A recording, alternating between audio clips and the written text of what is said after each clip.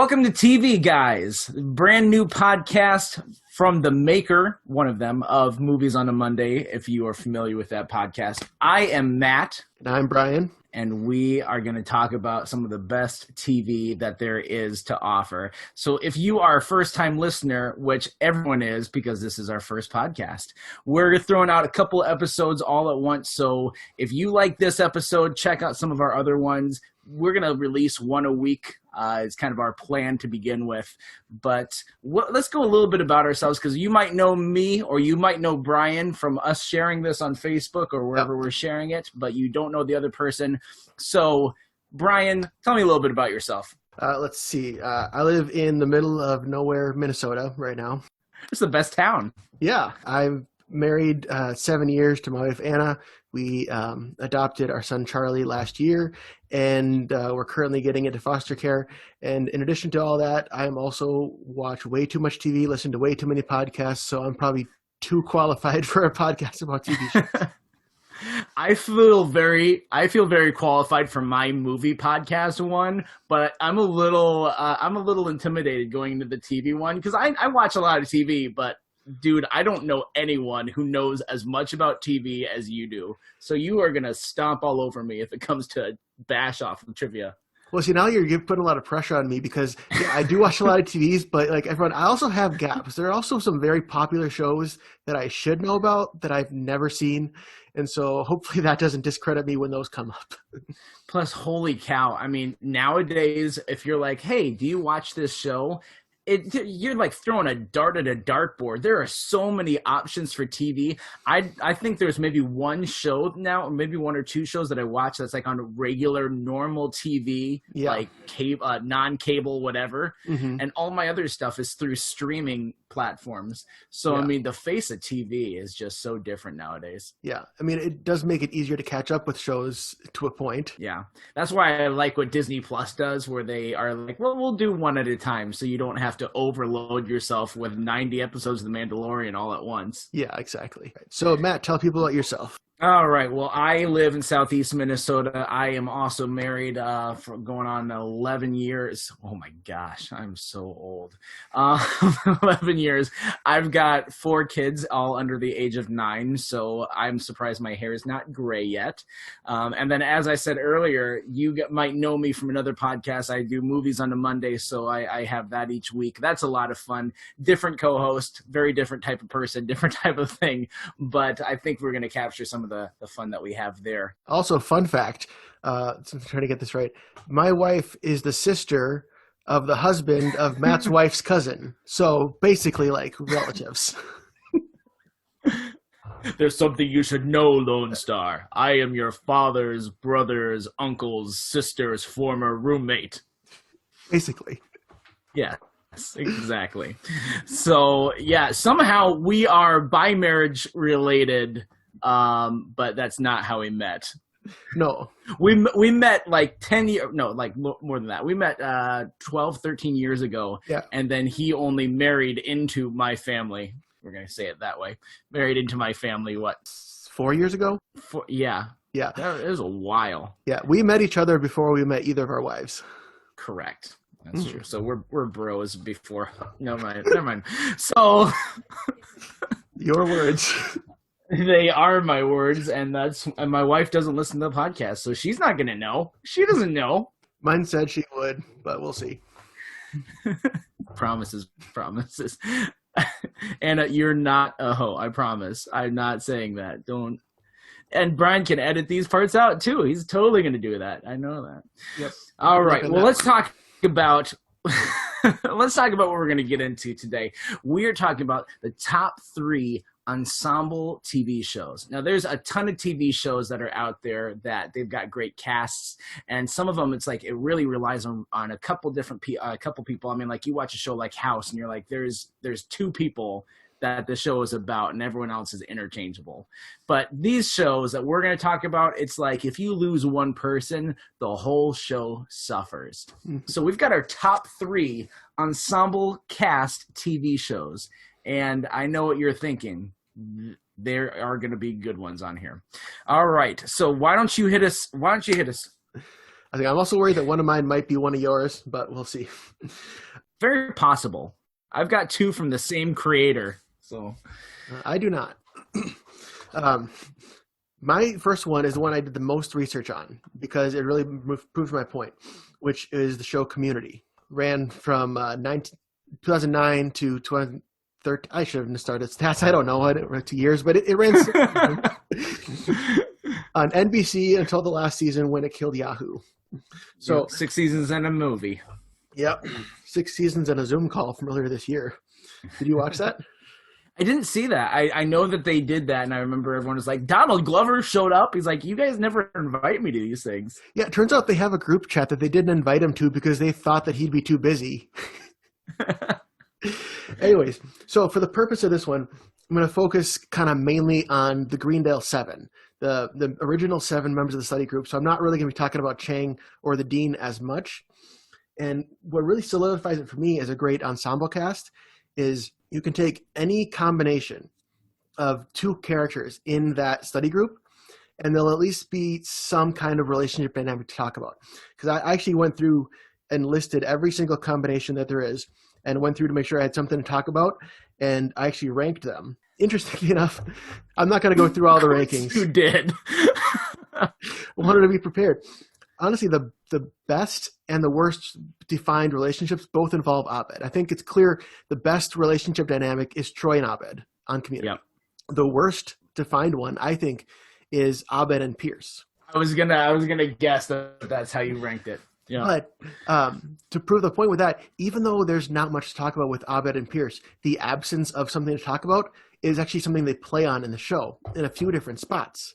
So there's an episode where it's the clip show where instead of doing clips from the show, it's all fake clips that we hadn't actually seen before. Oh yeah. In that they're talking about the whole Jeff and Annie relationship and how it's like a will they won't they thing, and they play this sappy music with clips of them. And to prove a point, Jeff said, well, you could do that with Pierce and Abed. And they play the same sappy music with just random clips of Pierce and Abed, trying to make it seem like they're like a love affair. And the reason that's a joke is because it's the least defined relationship. You remember also there's an episode where Pierce is pretending to be dying in the study room. Oh, yeah. In the hospital. And he is playing mind games with everyone in the group. He's giving them all gifts that have secret manipulative meanings behind them. He doesn't do that with Abed. The only thing he does is he asks Abed to film it. And like that's the extent of their relationship. Yeah. Yeah, and then Abed's like a one-note character for Pierce, where he looks at him and he only sees Arab. Or I'm sorry, maybe he's two-note. Arab and autistic, or whatever his diagnosis is. Or potentially gay with Troy, to Pierce. There you go. That's true. Yeah. You know what? Pierce is this multifaceted character. He has a lot of things going there. Yeah, Pierce actually has some really good relationship dynamics.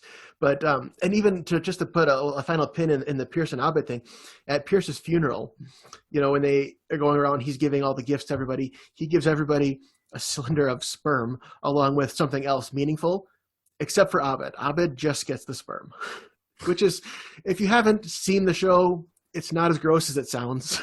They don't show it. It's just it's a cylinder.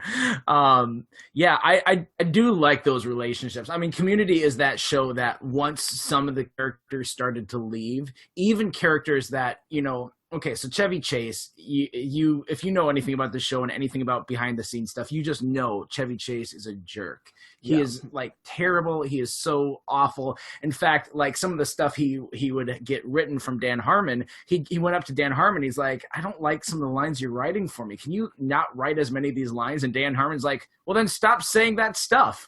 Like they had a bad relationship. And so eventually he just leaves. Like they kind of wean him out in the 4th season, at least give him a send off. And they're like, no, you're gone.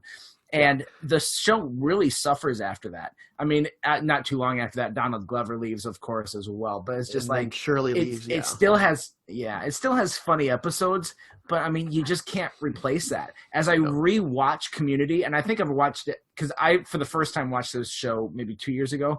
Oh, yeah? And so since then, I've actually watched it 3 or 4 full times all the way through. And every rewatch that I've done, I appreciate Pierce more. Now, not as a person, but I appreciate what he is for the group. That he's the heart of the show, and the kind of the definition of that is that Greendale is all about like these terrible people that are trying to get redemption, and every now and then they come close, but they almost are like they're still stuck in this second rate type of person.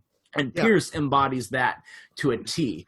That's kind of made clear in the first episode when the dean is reading out like this school may be just for high school dropouts, and they show Troy, or like housewives, and they show Shirley. They go through like how all these people are coming to Greendale like from a broken place, like you said, and it's like it's their chance to find a community. When is the title? Yeah, and it's and Pierce, you see these moments where you're like, oh, maybe there is some hope for redemption, and then he follows it up with like he's just the worst to them. Yeah. And so it's a unique character that you don't empathize with, but you understand and you appreciate the role. So yeah, so good pick. Yeah. Well, with Community, before we move on, I have a challenge for you. I almost called you Jeff. That's true. I am the Jeff of this group. What does that mean? You know, I always consider myself, personality-wise, a combination of Abed from Community and Chandler from Friends. I'm Abed and Chandler. Yeah, that's what you guys are getting. You're getting Abed and Chandler, and apparently Jeff. I'm the Jeff here. I actually know a Jeff Winger. I know a Jeff Winger. I have never in real life. I've never asked him because like I only see him in a professional stance, so like I don't want to be like, hey, do you watch Community? But that's just every time I see him, I'm like, Jeff Winger. So try to stump me. Pick out of the Greendale 7. Pick any 2 character combinations, and I'll come up with at least a scene that involves them having a good relationship dynamic. All right, let's do Shirley and Annie. Shirley and Annie. You'd think that would be a higher relationship dynamic, but actually they don't interact a ton, really. But let's see what I got here for Shirley and Annie. Well, obviously, like they're the 2 up until Shirley leaves, where anytime there's any kind of emotional drawback, they're the 2 who in unison always go, "Aww," from that side of the table.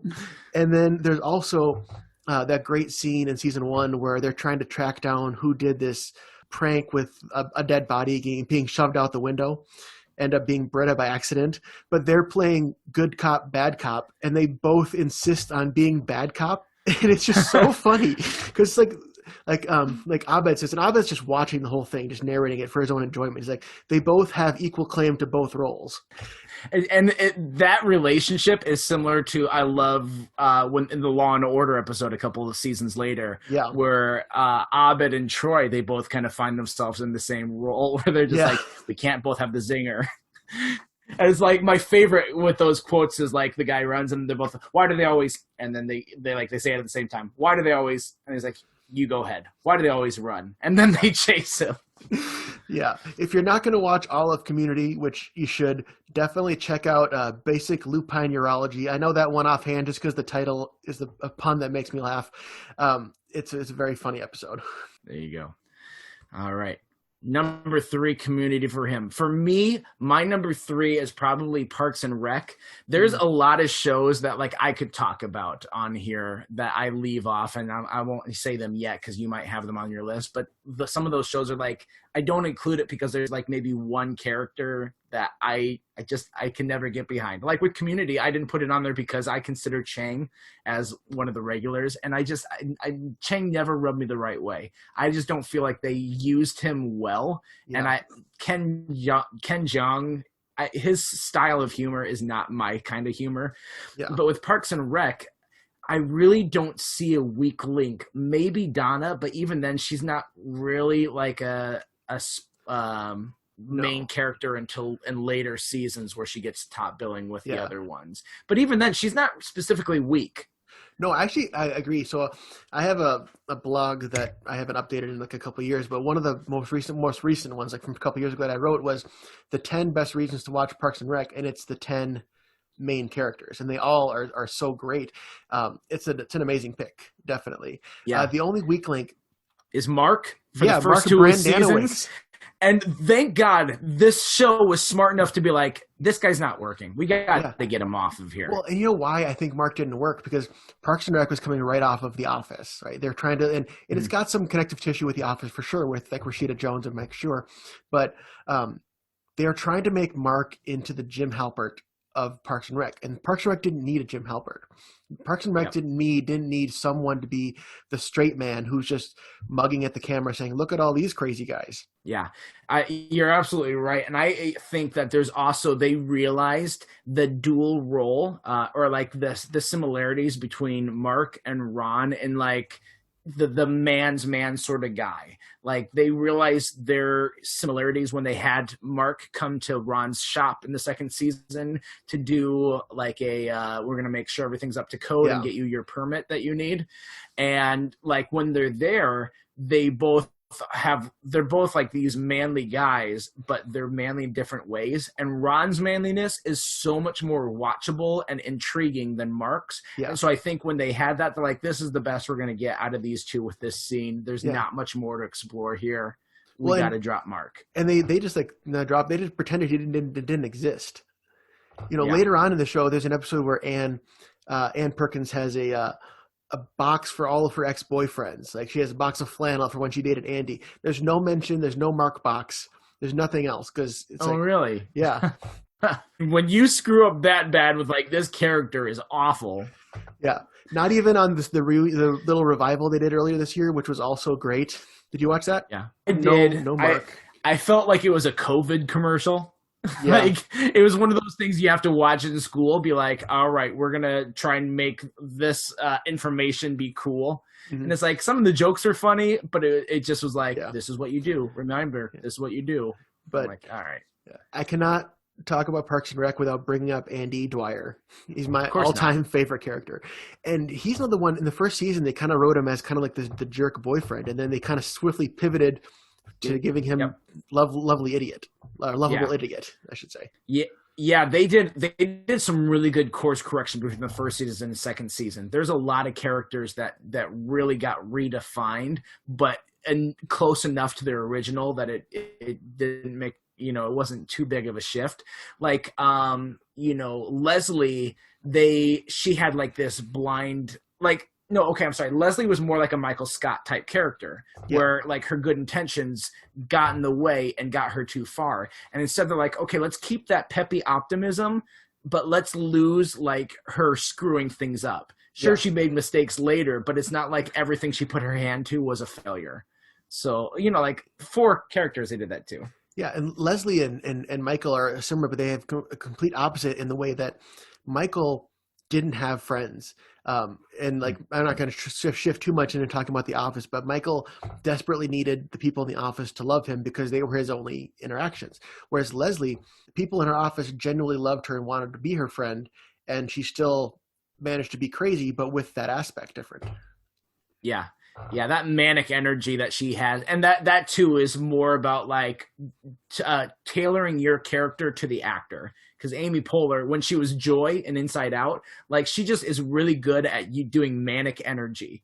Yeah. And they're like, okay, let's emphasize that as best as we can, and that's why Leslie Knope is so watchable as a character. Yeah, definitely. She can be crazy at times, just like all of them can be crazy at times, but in a good way. Like that's another strength of it being an ensemble show is there's not one straight man. Any one of those 10 main characters at different time can be the straight man looking at someone else being crazy. And then all 10 of them can also be the one crazy person that everyone's looking at.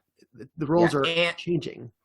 Anne is probably the closest to the straight man. She probably got saddled with that more than any of the other characters. Yeah, that's true. Because I think Anne's really only defining trait was that she kept switching boyfriends, really. Yeah, that was one of them, and then also her friendship with Leslie. Yeah, that's true. Very, that's a big part of her. There it is. All right, my pick number 2 is the one that has the biggest risk of also being one of Matt's picks. Uh-oh, what is it? Which is Lost. It's not on my list. I had thought about it, but because there's like a couple different characters. Again, this is such a tightly contested of top 3 that when you have a couple characters like Ana Lucia and Shannon and Boone, Those are three that like I never really felt connected to. So it's like when you've got a handful that you're like, these aren't that great, it's enough to knock it out of the top three. Not compared to like Nikki and Paolo, the greatest characters. Yeah, those are. I do like the Nikki Paolo episode. That's the episode that you either love it or you hate it as a Lost fan, and I thought it was funny. I love it just because it's in behind the scenes. It's course correction. It's basically the creator saying, "Okay, we know you didn't like these characters. We're just going to get rid of them, bury them alive, and you'll never hear from them again." Well, they didn't give them enough screen time for what they were trying to do. They were like, let's have these characters that they've always been around here, but they've never been the spotlight. Yeah. And they slowly kind of brought them into arcs, but they never really even gave them much until that episode. And so it's like, well, you didn't give us a chance. I know, like they tried to recreate the success of Arst, but with Arst, he's only on for 2 episodes, and then he explodes. So like we weren't supposed to get invested in him. That is a good point. The point with Lost, so Lost, it started out with 14 series regulars, and if I did the math right, sorry if I'm wrong, ended up being a total of 28 series regulars if you count the whole 6 seasons together. Within Holy that, crap. there is no character who is in every single episode. Not even like Jack, who you could argue that Jack was the main character. He's not even in every episode. Well, that's because there's one episode in like the last season where it's really the history of the island. That it's like there's no main characters in it. It's just the birth of the Man in Black and Jacob. Yeah, well, even if you don't include that one, there's still episodes where they aren't in. Which, if you include old footage, then Jack is in that one at the end when they discover the skeletons. But you're right. Jack, Kate, and Locke are in that one, technically. See, I told you guys, he's gonna like pull out this stuff as like, oh, I remember this, and I'm like, dang it, you beat me. Well, I'm also in the middle of a Lost rewatch along with a different podcast as well. So, have you ever watched Lost chronologically? No, but I want to. I do too. I rewatched Lost within the last year, and then I'm like, once I watch through a couple other shows, I'm going to go back and do chronological. Yeah. Guys, this is how nerdy we are, all right? Yeah. That love it or hate it, this is us. So chronologically Lost, for those of you who don't know, it's Lost is a very much time jumpy show. You jump back in time to see their past, and then all of a sudden you're jumping into the future at certain points. So chronologically Lost basically just takes all of that, rips it apart, and sees you full chronological timeline of what's going on. It's not good for the first watch. First watch, just watch it through the seasons as we're spoiling things. Yeah, absolutely. Do not do chronological order for the first one. But yeah, going back to Lost, not only is every character not in every episode, but the format of this every character having centric episodes, and by that means every episode is kind of focused on a specific character. Like it could be a Jack episode or a Hurley episode or a Sawyer episode. And in that episode, we're going to flash back to scenes from their life beforehand. And usually the story on Island is like focused on that person. So if you're just watching that episode alone, you might think, oh, Hurley's the main character of the show or Kate's the main character of the show because they're the main character of that episode. They all get a chance to kind of drive the story in a way. Yeah, and there's some great writing in Lost where what they're going through on the island is echoing what they are remembering in their flashback, or I don't know if they're actually remembering it or just what they're showing you in the flashback. Yeah. So you see these two tie together and things that they might have made a mistake of. And this is why people thought like Lost, the island was purgatory, that the things that they made a mistake on that they didn't get a chance to fix there, they have a second chance to kind of do the same thing again, but this time get it right. And there's a lot of times when they get this redemption for something that they had this regret from for so long. And so there's great writing in doing that. Yeah, which the island was not purgatory, by the way. And I know some people did not like the ending. I liked it a lot. But my issues with Lost could be its own other podcast, and maybe that'll have to be at some point. Yeah, I think we're going to have an episode where it's like, let's ask some questions about what happened in Lost, because there's people who are like, I hate it because they didn't say this. And like, they kind of explained it. There's a little bit of guesswork that goes into it, and there's a little bit of just you put things together. So we could have one of those episodes. And I don't think there's any show, well, probably is, but that has been so widely dissected as Lost. Like I found, and this wasn't me, this is just me finding it, a guy who did a whole series of videos, like tearing apart Lost. Like he hated Lost, and he's tearing apart why everything sucked with like interviews, and like, he did a lot of work into just telling people he didn't like a show. And then somebody wrote an essay, like 6-page essays about each of his videos, responding. So it's like an essay about a video about a TV show. Yeah. Even for me, that's a lot. Yes.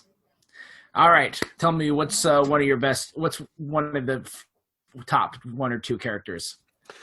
For me, it's got to be Hurley. I think for top character Hurley, He is. and he's always very consistent. Like he'd gone through a lot of stuff in his life, but he still is like that sense of nurturing and caring about people, which is why he ends up being the protector of the island, because like no one's better suited for that than Hurley. And then also Ben Linus, Michael Emerson, who just is great acting, and like love him or hate him, and you'll do both throughout the show. Just he's so like captivating to watch. One of my favorite Ben Linus moments was when they still didn't know that he was Ben Linus. They still weren't sure if it was Henry Gale or not. And so they invite him to have some cereal, and they're being nice to him. And he's telling them about how he sent a couple of guys out to the weather balloon to try and validate his story. And so then he starts, as he's eating the cereal, he's like telling him like, if I was one of these bad guys that you think I am, then what I would do is I would send them out, and it would be a trap, and some of my people would be waiting. And like he kind of lays out this whole like terrible plan, and then at the very end he's like, it's a good thing I'm not one of them, isn't it? You guys got any milk?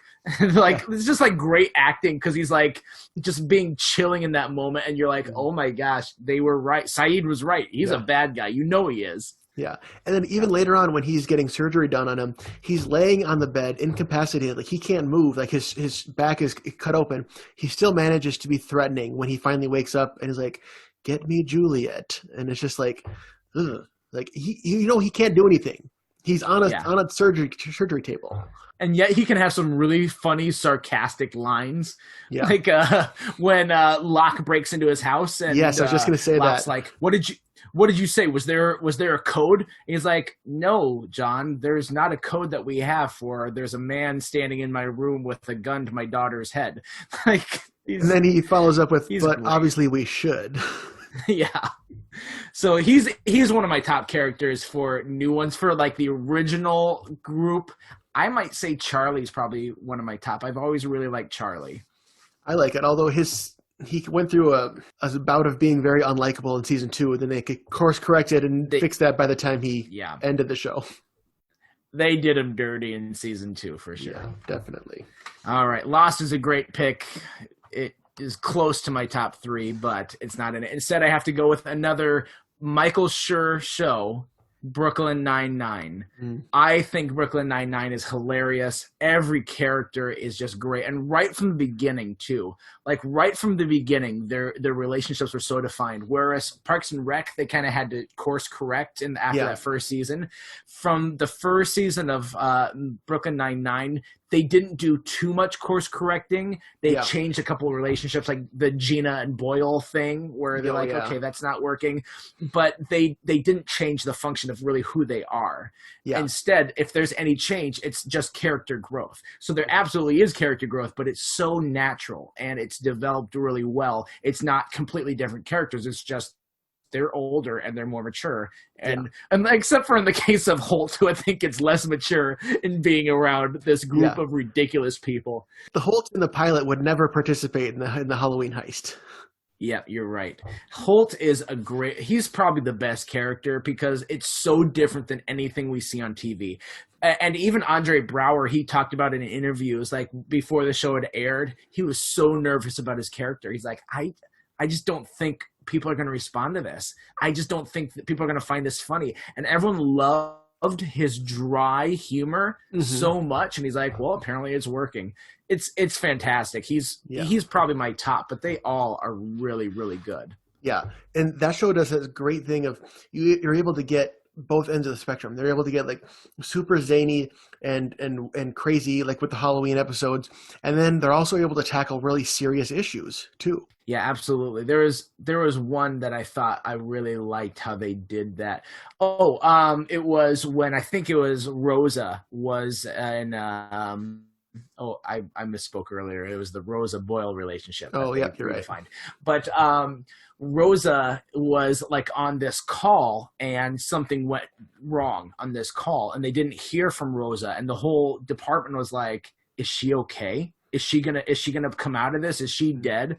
And like this episode was kind of this. They're waiting to hear if their friend made it out, and it's a very real thing that police officers go through, and it's nice that they shine light on it. There's a lot of things that they do of that was like, this is real stuff that police officers have gone through, and I'm curious because of just how this year has been with defund the police and all that sort of stuff. I'm curious to see. I'm sure they're going to address that at some point this season. That they're going to do an episode about that. My wife is actually going for her master's, and for her, one of her assignments, she had to pick two different pieces of media in different decades to talk about the same topic. And so we watched an episode of Family Matters and an episode of Brooklyn Nine-Nine that both dealt with a cop dealing with racial profiling. It was the one where Terry gets stopped just for looking for his daughter's toy.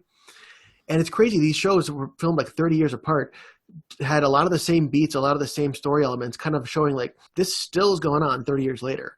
And like they use their show and they use the humor to really send those messages, which I think is really good. Yeah, and comedy shows are in great spots to do that because everything's so goofy for so much of it that when they stop and have serious moments, those serious moments mean more. Scrubs was really good at doing this. Yes. There's a lot of these tiny moments in Scrubs that are like, so some of them they really played out, but there's some that are like they were kind of small. Like there was an episode of Scrubs where it was all about like Kelso. As soon as he would walk out the door of the hospital, the chief of medicine, Kelso, he let the worries of the day fall off his shoulders. He'd be all happy and walk around and like just be whistling and happy, and then at the end of one of these episodes, when he had gone through something that day, he has that same moment where he steps away from the hospital. Then he's not met with like that same perkiness. Yeah. Like this one thing that happened in this episode, he couldn't shake this thing.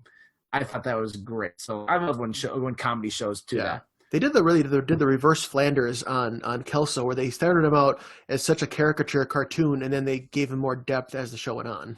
And then he went back to a caricature when he retired. Oh yeah, he was the Muffin Man. And he's like, muffin. All right. That's a great show. It probably should be in my top 3 for ensembles, but I mean, again, there's still some as like Sarah Elliot. Yeah, she's take or leave it for me. So yeah, kind of. All right. What is your number 1 best ensemble cast ever for TV? Okay, so I'm actually going way back on this one. So way back to 1976. MASH? Are you going to say MASH? No. I'm going dang it. The Muppet Show. I can't knock it. Yeah. You both. Okay, guys, real quick. One thing you have to know about Brian, he knows more about Muppets than I think Jim Henson himself ever did. He is like the Muppet king. You cannot stump Brian with Muppet stuff. Yeah. And that is a challenge if anyone wants to try. But going way back both on and off screen, there's just so many characters. And the Muppets, you think there's so many characters. There was really only 6 guys and maybe a few other ancillary ones, but 6 guys who did all the characters. And so those 6 guys really became like a strong bond. Like they're so close together. I saw an interview recently with Frank Oz, who was Miss Piggy and Fozzie Bear and bunch of other characters, and Dave Goelz, who was Gonzo and Dr. Bunsen Honeydew and a few other characters. Sadly, there are only 3 of them, 3 of those 6 who are still alive right now. But and you can just tell talking to these guys, they've been old friends for like 40 years and they're still super close. And like that shows in the performance because like you have to get really close to perform those characters, and just the dynamics between them is so great because they each had their own character. Like Jim Henson was Kermit, Frank Oz was Miss Piggy, and so on and so forth. And so they really got a chance to know their characters. It wasn't just throw on a puppet and do a silly voice. So I wrote down here, like, I've seen interviews, especially with Frank Oz, who was really careful about keeping these characters who they are. Like he always said that Animal was like a one-dimensional character. He could sum up Animal as drum, sleep, food, sex, and pain. That's Animal. Whereas like Miss Piggy, like Frank Oz could talk about Miss Piggy. I've never thought of sex being a big part of Animal's caricature. Really? Because how many times has he screamed "woman" in a crowd and chasing them around, which would That's true. probably not fly today. No, yeah, I try it and I get slapped or pepper sprayed or worse. But that's one of the things that like I'm not knocking current Muppets because there's been some stuff in recent years with the Muppets that have been really good, but a lot of them just the characters just don't feel the same and it just feels off. Yeah. Like the 2015 Muppet series is really, and it's on Disney Plus. It's a hit and miss. There's some parts about it that I love, and there's some parts about it that I just hate. But yeah, the original Muppet Show, it was great. Like there's an episode where someone has to watch Miss Piggy's dog, Fufu, which is a little white poodle dog, and somehow it ends up getting passed to Floyd Pepper, and Floyd ends up just locking the dog in a drawer and leaving because he's just so over Miss Piggy, and it's just like kind of those dynamics, which are just so funny. And even Statler and Waldorf, the two old guys in the balcony who heckle Fozzie, they're always a little mean, but they're never cruel. They never cross the point of where you think that's like a irreparable relationship. They're just old and bored, and they just like to heckle things. And they're hilarious. Those are probably my favorite Muppets. Statler and Waldorf. You don't get much better than those peanut gallery mockers. And you know that when you look at them in the balcony, they're specifically left to right Waldorf and Statler, but you say Statler and Waldorf. I didn't know that. See, guys, this is Brian's expertise. Stuff that you didn't even know you wanted to know about Muppets, you're gonna find out. I may or may not have a huge collection of the Palisades Muppet action figures from the early 2000s. Of course you do. I've seen them. How do you feel about Muppets Now? Because I'm sure you watched that. It wasn't the greatest, I think. It was just too separate. And I mean, I get they did what they did with COVID, but the one thing I say is great. There's the nugget of greatness in that, which is an interview with Seth Rogen and Fozzie Bear. Did you see that one? Yes. That one, I was laughing so hard, and I'm like, this is so much better than anything else that they've done in this series. So Fozzie's interviewing Seth Rogen, and all of a sudden, like, the Muppet babies, these little Muppet babies are always running around, not the Muppet babies, but Muppet versions of human babies who are coming around terrifying, by the way. They're just walking around. Fozzie's supposed to be babysitting them. They're walking around like poison and knives and like everything that babies aren't supposed to have. And Seth Rogen is just kind of casually being like, well, this seems very unsafe. Like, you're a terrible babysitter. And like, I think it's in the last episode, but watch Muppets Now, the last episode, just fast forward to Seth Rogen and Fozzie Bear. Or just even find it on YouTube, because I'm sure you'll be able to find just that clip. Don't watch all of Muppets Now. Watch just that clip. That's all you need to. That's pretty good. The Swedish Chef ones were just painful to watch, I thought. They were. The Pepe's show, that was probably the second best after the interviews. Yeah. Oh, so that actually, one last thing about the Muppet Show, talking about the Swedish Chef. Do you know much about how they performed with the Swedish Chef on the Muppet Show? So if you look at it, Swedish Chef actually doesn't have Muppet hands. It's just empty sleeves. And so it would be Jim Henson performing the head, and then Frank Oz would do the hands. And it would be like an improv group. Like Frank Oz would just grab things with the hands, and Jim Henson would have to go with it, or Jim Henson would just say things in the Swedish Chef voice, and Frank Oz would have to go with it. And actually, if you listen, you can hear crew members laughing in the background because like they would all gather around to watch them record the Swedish Chef segments because they were so good. That reminded me, because when I was preparing this episode of Top Ensembles, one of the ones I thought of was Whose Line Is It Anyway? It's not on my list, but I mean, that's one of those shows that's like, everyone is hilarious on that. And they have to be, because if you've ever done improv comedy, your improv show is only as strong as the weakest member. So they're all great. But that's not my number one, though. All right. So, Matt, what is your number one? All right. My number one, this one was the easiest. To me, there's no competition for Best Ensemble Show, and that's Arrested Development. Mm-hmm. If you have seen Arrested Development, then like the first 3 seasons, they were on Fox, and they were all great. third season you could see a little bit of sign of wear and tear, but most of the part it was just hilarious all three through those seasons. It gets canceled, gets brought back for Netflix, and they do a season 4, but because they're all big stars now, it was so hard to coordinate schedules, so they kind of had to do these things where it was almost similar to Lost, where they'd have like these character-centric episodes, and like they played fast and loose with the time period, and so like there'd be times when you would have seen this scene before, but now you're seeing it from Maby's point of view, or you're seeing it from George Sr.'s point of view, and it makes more sense. So they did it that way, and it was clever enough, but because they didn't have all these characters together, you could tell there's something lacking, and what was lacking was all of them together at like going back and forth and working off of each other. All of these characters were hilarious, but they just were like perfect match for every other one.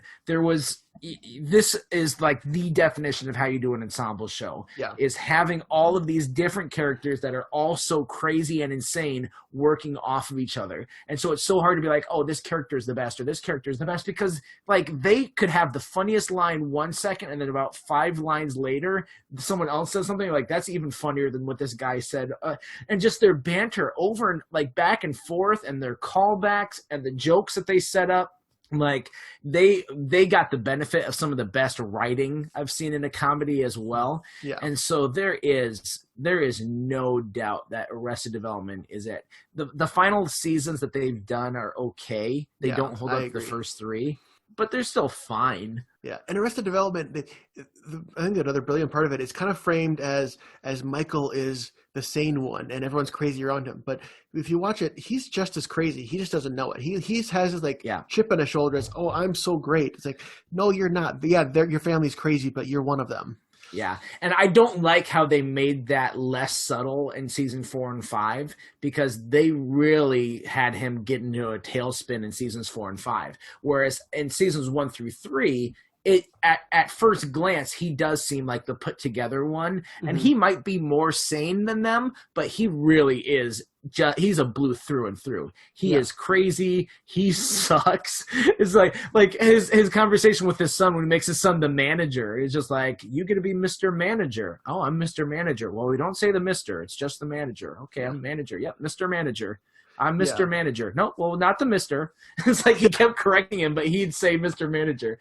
It's just stuff like that was just great writing and great acting. Yeah, my favorite line exchange at all in Arrested Development is when Buster starts dating this woman who like kind of was like a mother figure to him, and he says to Michael, he's like, "You'll never believe she started out as my mother figure," and Michael's just like, "That's not surprising in the least bit." My favorite was I think for lines wise, it was like when Lucille was at the house and she was gesturing while holding a martini, and she kept doing like air quotes, but she'd spill all over the floor every single time that she'd do these air quotes. And then people kept slipping on that when they'd come in, and like Tobias and George, no, not Job? Michael's son. Son. George Michael. George Michael, thank you. So when George Michael comes in and he slips and he stands up, he's like, what was that? Oh, Grandma had an accident. Does that mean she has to come and live with us? That was, I loved it. Wait a second, Matt, there's a very important question. Where did the lighter fluid come from? But still, where did the lighter fluid come from? Man, Job is probably my favorite, though. Job is so funny. Yeah. It's like Will Arnett is great, and he's the reason why like Lego Batman was such a success. He was killer. See, normally I've had an issue with liking with having characters that are so unlikable, but with Arrested Development, in a way, they're all unlikable. So it kind of like evens the playing field, and it lets you just enjoy it. Yeah, but it's not like shows like I watched probably 2.5 seasons of It's Always Sunny in Philadelphia, and I couldn't get into it. I couldn't get in. Like, there was funny lines, but I couldn't get into how awful of people they are. Yeah. Like that, I know that that's the point, and people like to look at that and laugh. But for some reason, I wanted someone to relate to, and even though Michael sucked, I still could relate to him. Yeah. I guess. I don't know why this show is the exception to my rule of needing someone to root for and to root with. All right. Well, before we end, I'm surprised a little bit that neither of us mentioned either The Office or Friends. Both of those to me are like quintessential ensemble shows. Yeah, they were both on my short list, as was Parks and Rec from your list. Yeah, Friends, I just feel like was too obvious of an answer, and I didn't want to be like Yeah. the one that talks about the obvious one. But yeah, Friends, there really isn't one main character. Yep. I would say the reason why I kept it off was I've never been a fan of Rachel. Yeah, Ross, when I was younger, I was annoyed with, but when you go back and look at what David Schwimmer did the most with the least amount of quality. The Yeah. writers didn't give him a lot of great quality, but the characterization that he provided, some of the choices he made as an actor are just great. They're really good, and it makes me really appreciate David Schwimmer's acting. that's another show that, like Community, you could have just like had any two characters together, and like one episode, the B plot was just Chandler and Rachel are eating cheesecake, and that's it. Then Joey comes up. All right, what are we having? Yeah, and of course Joey doesn't question it. He has a fork in his pocket all ready to go. Like, Yeah, it's shows like that have the longevity. Like the reason why Friends was as popular as it was and why it worked for all 10 seasons is these actors just knew how to play those characters yeah, as well as they did, and they really brought their personality into those characters. But they were just so comfortable in them. Even when there was the spinoff of Joey, like it wasn't the same without all the other characters. no, But still, Matt LeBlanc was strong yeah, because he had just been so used to this character. So he knew how to react. He knew how to play exactly. any line he was given. Yeah. They tried and failed to pull a Frasier on that one. Yeah. Which Joey's a weak character content-wise, Yeah. I think, to do that anyway. Yeah, well, so was Frasier and Cheers to a certain extent. Yeah, But that's true. yeah, and then with The Office, I did consider it because it is a great ensemble cast. There's so many characters. We could talk about The Office, and I'm sure we will at some point. Yeah. But it's still, to me, it's still primarily for the first 7 seasons like the Michael Show, with a little bit of Jim and Pam and a little bit of Dwight. That's why I didn't do The Office. Yeah, there's a number of characters in it that I'm like, are okay. They have good lines at points, of course, because all of them have strong moments. But it's like, I could do without Oscar 90% of the time. I could do without Angela a good amount of the time. You know, it's and especially later when you get Robert, California, and Gabe and Nellie. It's like, do we need these guys? Yeah, Nellie, I really disliked. That she should not have been added to me. I think she would have been fine had she stayed in Florida. Then she was fine for the Florida arc, and if they wouldn't have brought her back to Scranton. Yeah. And there's no point in her bringing her back, especially after Robert leaves and for the last season. Like, then what are you doing, really? And that show did Andy dirty in the final season. I've never seen a show that just wanted to destroy any goodwill of a character as much as they did with Andy. I get he had to go film The Hangover 3, but they could have not completely murdered his character. And I don't know, screw the new Jim. He should have ended up with Aaron. Yeah. Yep. Well, guys, that is our show. We want to let you know we're going to end our shows with a little bit of trivia. We want to see you coming back, and so we're going to ask you a question to end it off. And if you know the answer, let us know. Comment down below, or we're sharing this on Facebook. So if you are seeing this on Facebook, since we're not like big time celebrities, you probably know us in real life. Most so likely. Feel free to text us or Facebook message us or something like that, and be like, guys, I think I know the answer. And so we talked a lot about a gentleman named Michael Schur, and he created a couple of your favorite shows, probably a couple of my favorite shows, which was Parks and Rec, the Brooklyn Nine-Nine, and The Good Place. And so my question is, what character did he play in one of the shows that he was writing early on, The Office? What character was he on The Office? Let us know. Well, I didn't know that was going to be a question. I almost just added the answer to that to your list. Nope. That is the trivia question. All right, that is the trivia question. When I found that out, it blew my mind. I'm like, are you kidding me? That guy? So, all right. Until next time, I'm Matt. I'm Brian. And we're reminding you, keep watching.